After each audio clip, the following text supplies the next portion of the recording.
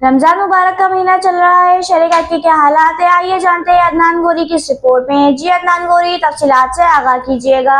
जी बिल्कुल, वेस्ट थाना मुबीनाबाद के इलाके ईरानी कैंप में डिस्ट्रिक्ट वेस्ट पुलिस का कम्बिंग सर्च ऑपरेशन जारी।